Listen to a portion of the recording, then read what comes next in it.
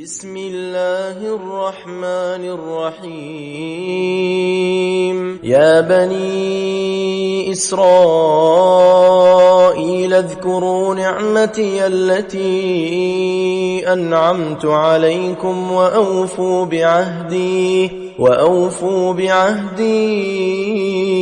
أوف بعهدكم وإياي فارهبون وآمنوا بما أنزلت مصدقا لما معكم ولا تكونوا أول كافر به ولا تشتروا بآياتي ثمنا قليلا وإياي فاتقون ولا تلبسوا الحق بالباطل وتكتموا الحق وأنتم تعلمون وأقيموا الصلاة وآتوا الزكاة واركعوا مع الراكعين أتأمرون الناس بالبر وتنسون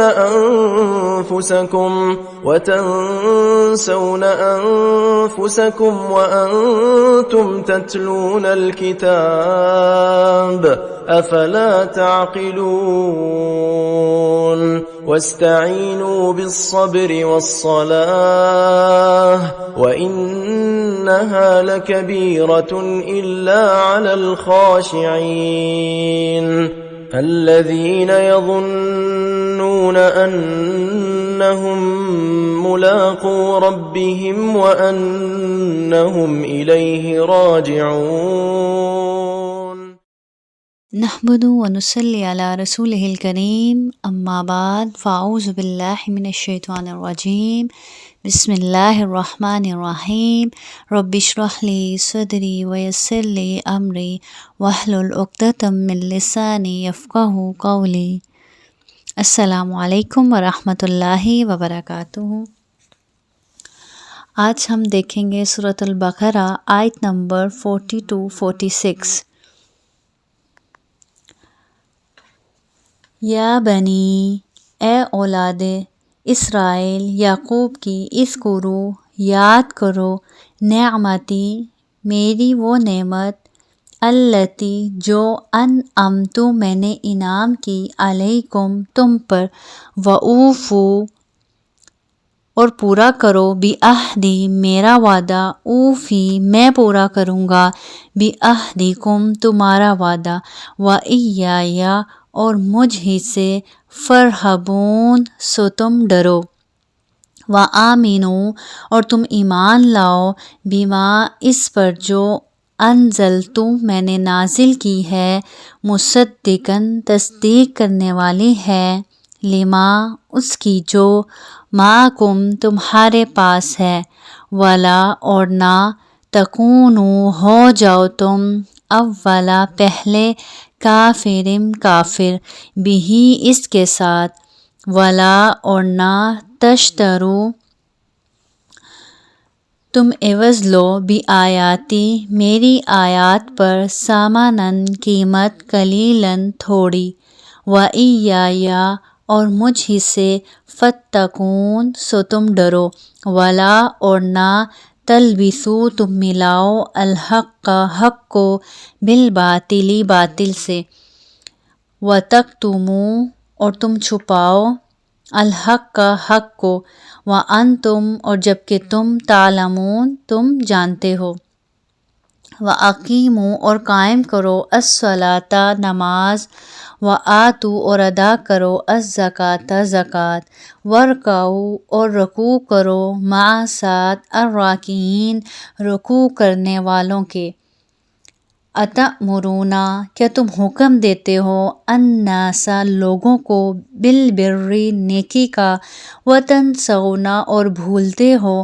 انفسکم اپنے آپ کو، وانتم اور تم، تتلون پڑھتے ہو، الکتاب کتاب، افلا کیا پھر نہیں، تعقلون تم عقل کرتے، واستعینوا اور تم مدد چاہو، بالصبر صبر سے، والصلاۃ اور نماز سے، وَإِنَّهَا اور بے شک وہ لَكَبِيرَةٌ بڑی دشوار ہے، بڑی بھاری ہے، الا مگر اللہ پر الخاشعین عاجزی کرنے والوں پر، الذین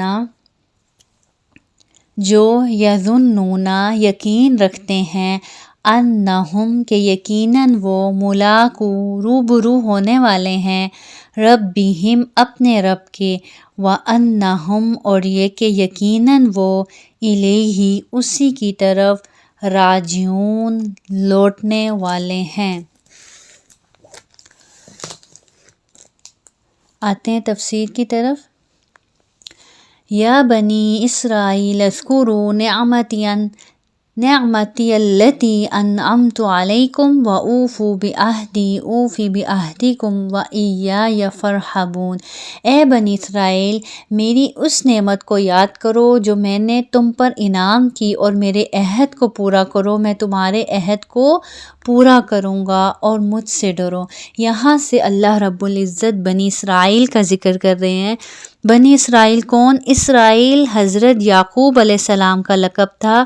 یہود کو بنی اسرائیل کہا جاتا ہے، یعنی یعقوب علیہ السلام کی اولاد، کیونکہ حضرت یعقوب علیہ السلام کے 12 بیٹے تھے، جس سے یہود کے 12 قبیلے بنے، اور ان میں بکثرت انبیاء اور رسل آئے۔ اب یہاں پہ اللہ رب العزت بنی اسرائیل کا ذکر کر کر امت مسلمہ کو سمجھانا چاہ رہے ہیں کہ دیکھو، جو آج تمہیں اللہ رب العزت نے مقام دیا ہے، جو عزت دی ہے، جس منصب پر تم کو فائز کیا ہے، اسی طرح یہی منصب، یہی عزت، یہی مقام تم سے پہلے یہ بنی اسرائیل کو دیا گیا تھا۔ اب یہاں پہ اللہ رب العزت ان کا ذکر کر کر مسلمانوں کو، اس امت کو سمجھانا چاہ رہے ہیں کہ دیکھو، ان کو یہ منصب ملا تھا تو انہوں نے کیا رویہ اپنایا، تو تم ویسا رویہ نہ اپنانا۔ اللہ رب العزت ان سے فرما رہے ہیں، اے بنی اسرائیل، میری اس نعمت کو یاد کرو۔ کون سی نعمت؟ اللہ رب العزت نے ان کو بادشاہت دی، ان کے اندر انبیاء اور رسل آئے بہت زیادہ کثرت سے، اللہ نے ان کو نبوت سے نوازا، پھر اللہ رب العزت نے ان پر صحرائے سینا میں اللہ رب العزت نے ان پر بادلوں کا سایہ کیا، اور وہاں کھانے کے لیے کچھ نہیں تھا، اللہ رب العزت نے آسمان سے ان پر من و سلویٰ اتارا۔ پانی نہیں تھا، اللہ رب العزت نے 12 چشمے پانی کے جاری کر دیے۔ اب یہاں اللہ رب العزت اپنی نعمتوں کا تذکرہ کر کر ان کو ہوش دلانے کی کوشش کر رہے ہیں کہ اے بنی اسرائیل، میری اس نعمت کو یاد کرو جو میں نے تم پر انعام کی، اور میرے عہد کو پورا کرو، میں تمہارے عہد کو پورا کروں گا۔ یعنی اللہ کی نعمتوں کو یاد کرو، اور اس کے بدلے میں تم اللہ کی اطاعت کرو، اللہ کا کہا مانو۔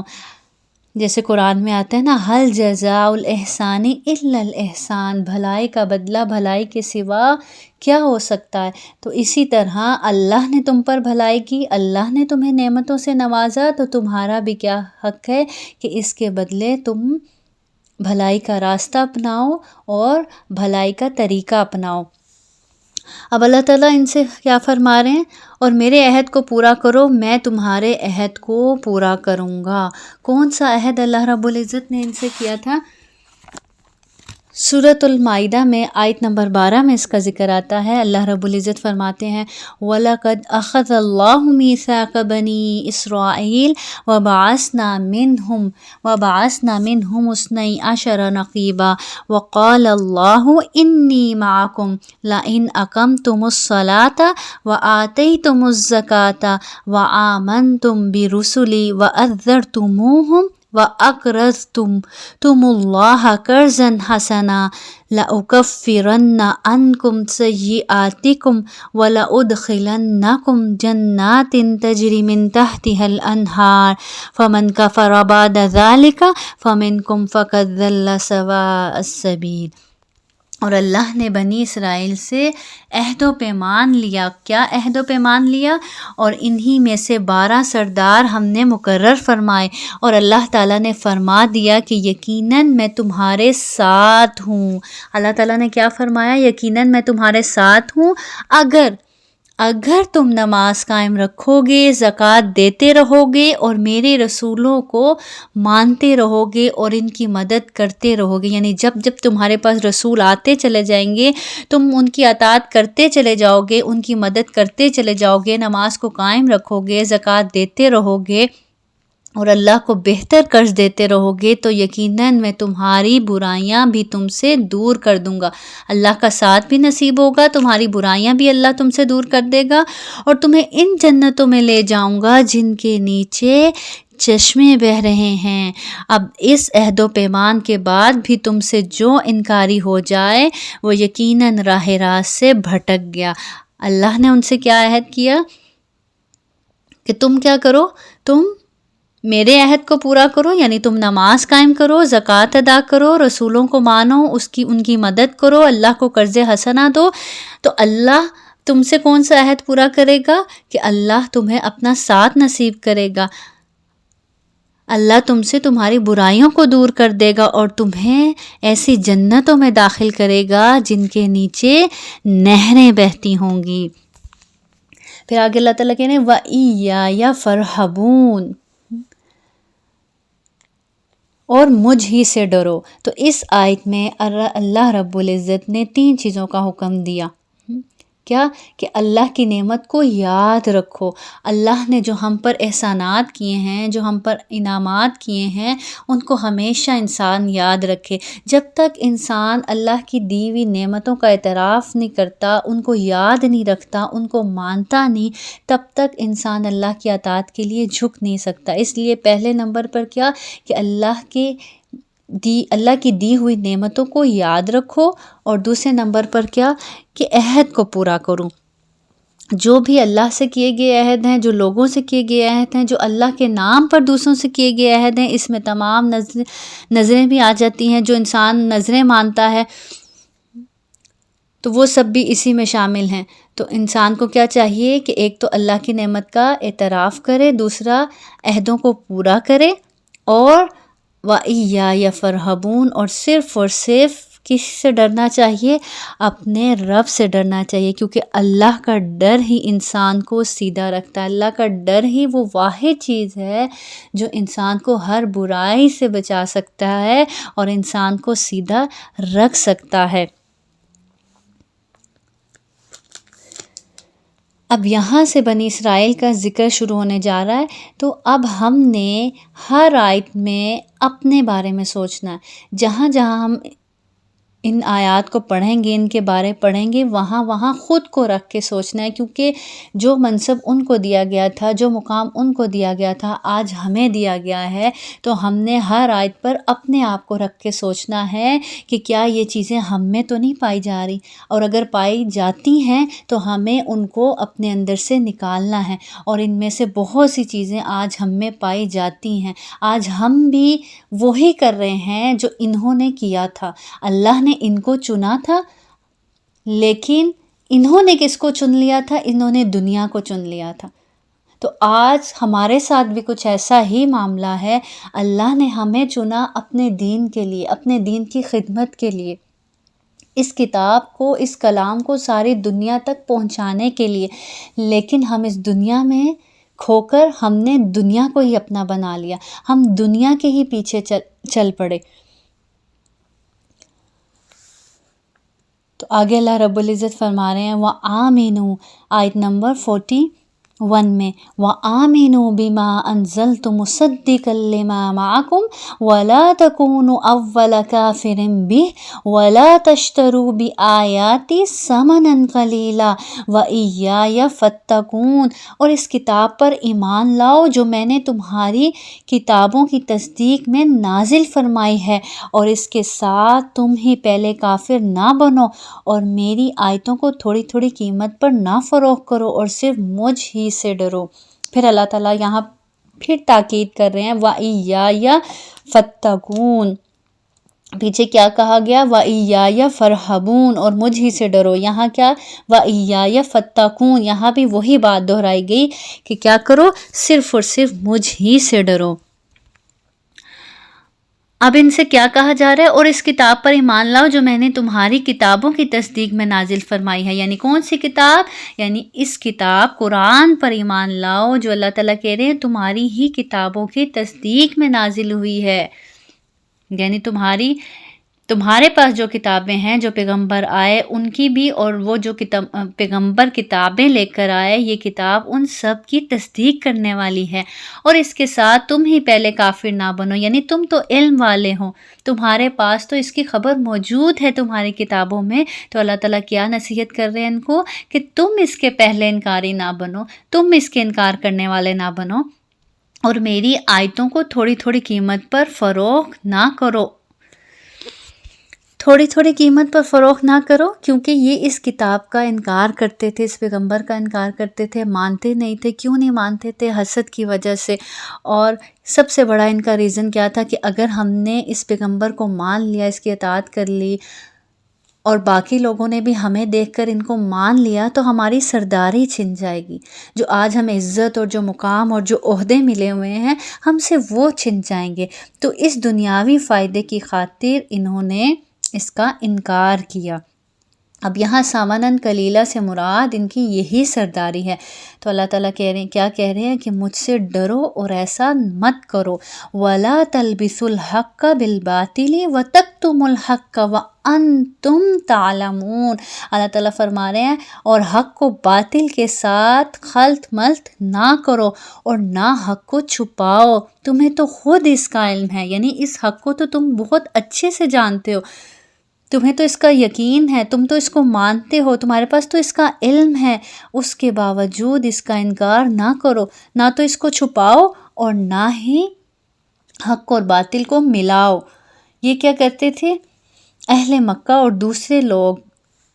جب بھی کوئی مذہبی معاملہ پیش آتا تو اہل کتاب کے پاس ہی جاتے تھے۔ جیسے آج بھی کوئی بیمار ہوتا ہے تو کس کے پاس جاتے ہیں؟ ڈاکٹر کے پاس جاتے ہیں۔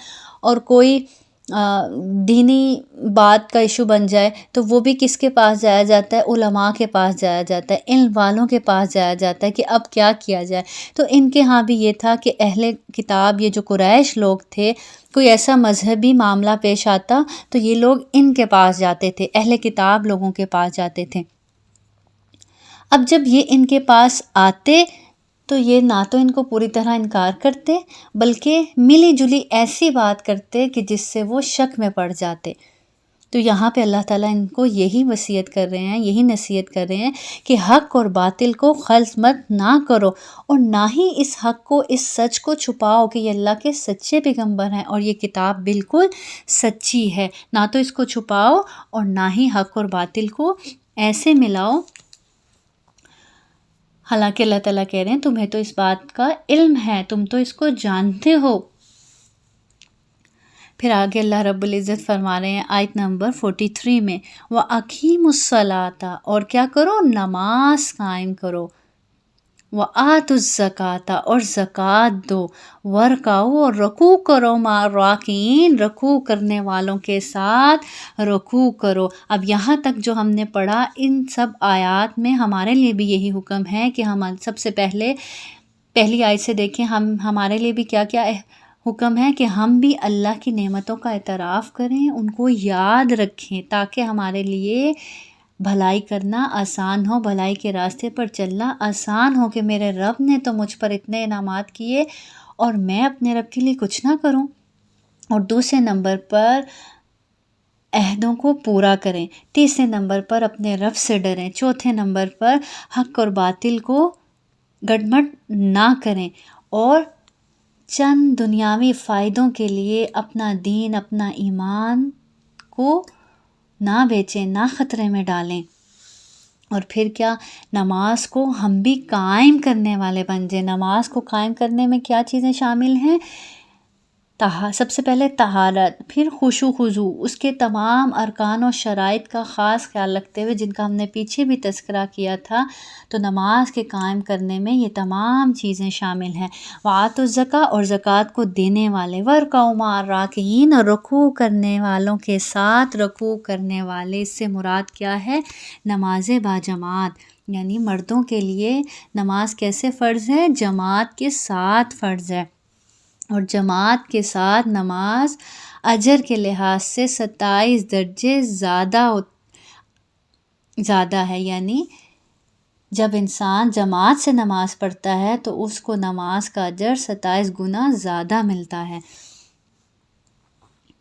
اسی لیے ایک صحابی ایک بار آئے مسجد میں، اور آپ صلی اللہ علیہ وسلم نماز پڑھا چکے تھے، تو آپ صلی اللہ علیہ وسلم نے فرمایا کون ہے جو اس کے ساتھ تجارت کرے گا، یعنی کون ہے جو اس کے ساتھ نماز پڑھے گا۔ تو اس طرح اس شخص کی فرض نماز ہوگی اور دوسرے شخص کی کیا نماز ہوگی؟ نفلی نماز ہو گئی، اور اس طرح اس شخص کو بھی جماعت کے ساتھ پڑھنے کا اجر مل گیا۔ آپ سے سب نے فرمایا کوئی بھی 3 آدمی بستی یا جنگل میں ہوں اور جماعت سے نماز نہ پڑھیں تو شیطان ان پر مسلط ہو جاتا ہے۔ اسی طرح ایک نابینا صحابی نے آپ صلی اللہ علیہ وسلم سے رخصت چاہی کہ نماز گھر پڑھ لیں، کیونکہ ان کے ساتھ کوئی آنے والا نہیں ہے۔ انہوں نے کیا رخصت آپ صلی اللہ علیہ وسلم سے کیا فرمایا کہ میرے ساتھ کوئی آنے والا نہیں، مجھے کوئی مسجد لانے والا نہیں، اور میں نابینا ہوں، کیا میں گھر پر نماز پڑھ لیا کروں؟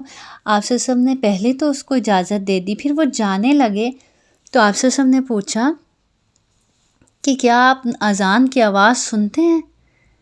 کیا آپ کے گھر تک اذان کی آواز آتی ہے؟ تو انہوں نے فرمایا جی آتی ہے اور میں اذان سنتا ہوں۔ تو آپ صلی اللہ علیہ وسلم نے فرمایا پھر تمہیں لازمی طور پر مسجد ہی آنا چاہیے، اور تمہارے لیے کوئی رخصت نہیں پاتا میں۔ یہ کس کو کہہ رہے ہیں آپ صلی اللہ علیہ وسلم؟ ایک نابینا شخص جو دیکھ نہیں سکتا، جب اس کے لیے رخصت نہیں ہے تو ایک عام انسان کے لیے گھر میں نماز پڑھنے کی کیا رخصت ہو سکتی ہے؟ پھر اس کے بعد آگے اللہ رب العزت فرماتے ہیں أَتَأْمُرُونَ النَّاسَ بِالْبِرِّ وَتَنْسَوْنَ أَنفُسَكُمْ وَأَنْتُمْ تَتْلُونَ الْكِتَابَ أَفَلَا تَعْقِلُونَ، کیا لوگوں کو بھلائیوں کا حکم کرتے ہو اور خود اپنے آپ کو بھول جاتے ہو؟ یعنی اللہ تعالیٰ کہہ رہے ہیں تم تو اہل علم ہو، کتاب والے ہو، تم تو لوگوں کو درس دیتے ہو، لوگوں کو تبلیغ کرتے ہو، لوگوں کو صحیح راستہ دکھاتے ہو، لیکن اپنے آپ کو بھول جاتے ہو۔ جب تم حق کو چھپاتے ہو، حق کے متعلق جھوٹ بولتے ہو، اس وقت تم اپنے آپ کو بھول جاتے ہو، دوسروں کو تبلیغ کرنے والے خود کو بھول جاتے ہو، بوجہ یہ کہ تم کتاب پڑھتے ہو، تم تو اہل کتاب ہو، علم والے ہو، کیا اتنی بھی تم میں سمجھ نہیں؟ اللہ تعالیٰ کہہ رہے ہیں اتنی بھی تم میں عقل نہیں ہے کہ خود تو برے کام کرتے چلے جاتے ہو، خود تو حق کا انکار کرتے چلے جاتے ہو، حق کے متعلق جھوٹ بولتے چلے جاتے ہو، اور دوسروں کو تم نیکی کا درس دیتے ہو۔ تو حقیقت یہی ہے، اصل میں اسی انسان کی بات میں اثر ہوتا ہے، اسی انسان کی بات اثر کر سکتی ہے دوسرے پر جو خود باعمل ہو۔ آپ بچے کو کہتے رہیں جھوٹ نہیں بولنا چاہیے، نماز پڑھنی چاہیے، اور خود آپ جب بھی بات کریں بچے سے جھوٹ بولیں، اور خود آپ نماز نہ پڑھیں، تو کیا آپ کا بچہ جھوٹ بولنا چھوڑ سکتا ہے؟ کیا آپ کا بچہ نماز پڑھے گا؟ بالکل نہیں پڑھے گا۔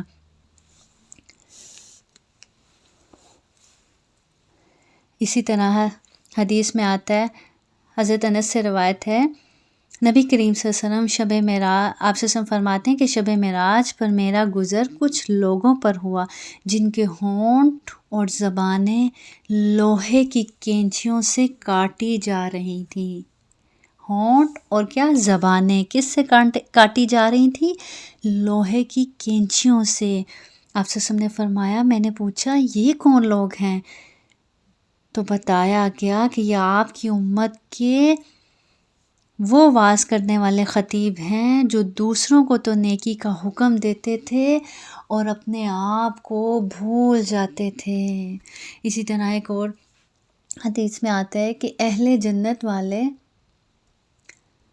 جب جہنم والوں سے پوچھیں گے کہ تم جہنم میں کیسے آ گئے، ہم تمہاری تبلیغ سے تو ہم جنت میں پہنچے، تم ہمیں اچھی باتیں بتاتے تھے، نیکی کا درس دیتے تھے، ہم انہی باتوں پر تو عمل کر کر کے ہمارا یہ مقام ہوا، تم کیسے ادھر آ گئے، تم کیسے جہنم میں آ گئے؟ تو وہ کہیں گے ہم تمہیں تو نیکی کا حکم دیتے تھے لیکن اپنے آپ کو بھول جاتے تھے، خود عمل نہیں کرتے تھے۔ تو بہت ڈرنے کی ضرورت ہے، ہمیں اپنے عمل کو بھی بہتر بنانا ہے، سب سے پہلے اپنی اصلاح کرنی ہے۔ اور انسان عمل کیوں نہیں کرتا؟ ہم عمل کیوں نہیں کرتے؟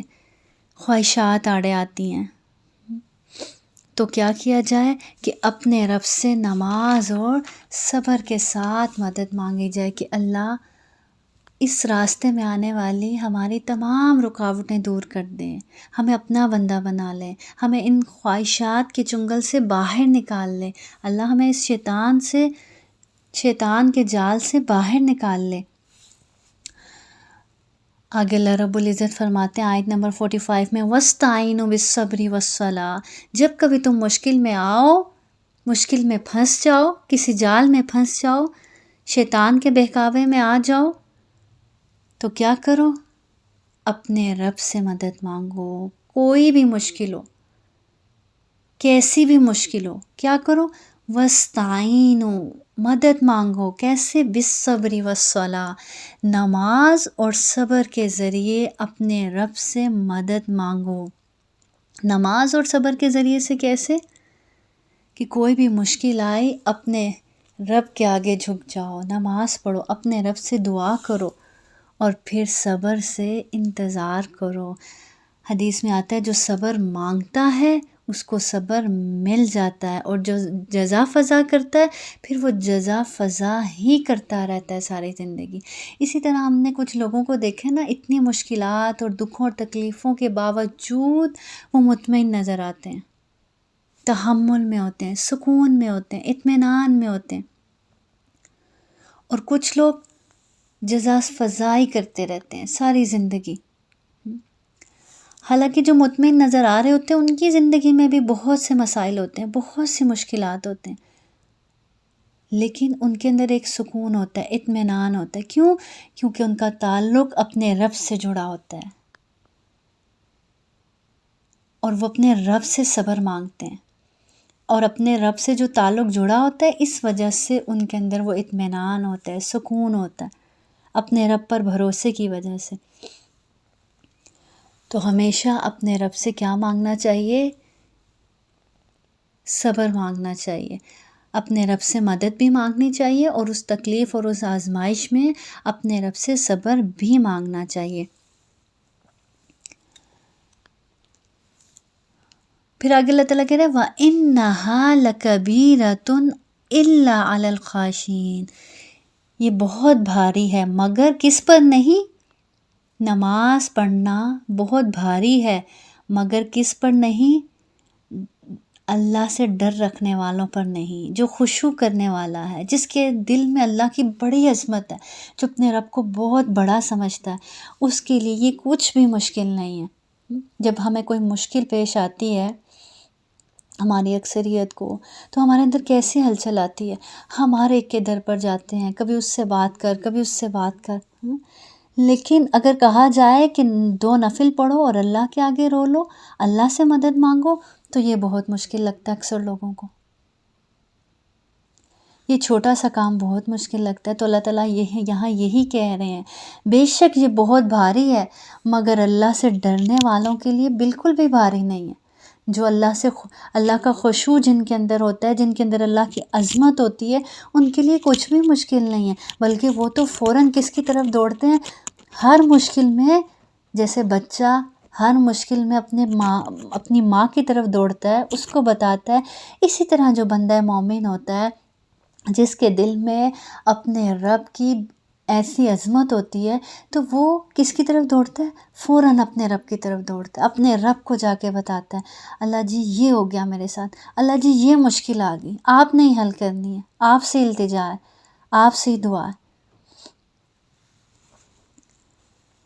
نبی کریم صلی اللہ علیہ وسلم کا بھی یہی طریقہ تھا کہ آپ صلی اللہ علیہ وسلم کو جب بھی کوئی مشکل پیش آتی تو آپ صلی اللہ علیہ وسلم فوراً نماز کی طرف دوڑتے، فوراً اپنے رب سے مدد مانگتے اور دعائیں کرتے اللہ تعالیٰ سے۔ تو نماز دراصل اللہ سے ملاقات ہے، اور جو واقعی میں اللہ سے نماز کے ذریعے سے ملاقات کرتا ہے تو اس کے اندر خشوع آ جاتا ہے، اس کے اندر خشیت آ جاتی ہے۔ خاشعین کس کو کہتے ہیں؟ جس کے اندر دل کا ٹھہراؤ ہو۔ اور دل کا ٹھہراؤ کیسے آتا ہے؟ جس کے اندر اللہ کا ڈر اور اس کی عظمت ہو۔ اللہ کے ڈر اور اس کی عظمت رکھنے کے بعد یہ دل کا ٹھہراؤ، دل کا سکون، دل کا اطمینان نصیب ہوتا ہے انسان کو۔ تو جو اللہ سے ملاقات کو پسند کرتا ہے اللہ بھی اس سے ملاقات کرنا پسند کرتے ہیں۔ تو نماز کیا ہے؟ در حقیقت سچ میں اللہ سے ملاقات کا ذریعہ ہے۔ اور دیکھیں یہ ملی بھی تب ہی تھی نا تحفے میں آپ صلی اللہ علیہ وسلم کو، جب آپ صلی اللہ علیہ وسلم اللہ سے ملاقات کے لیے معراج پر گئے تھے، تو اللہ تعالیٰ نے وہاں یہ نمازوں کا تحفہ دیا تھا کہ یہ نہ سمجھنا یہ آخری ملاقات ہے، ہر روز ملاقات کریں گے دن میں 5 مرتبہ۔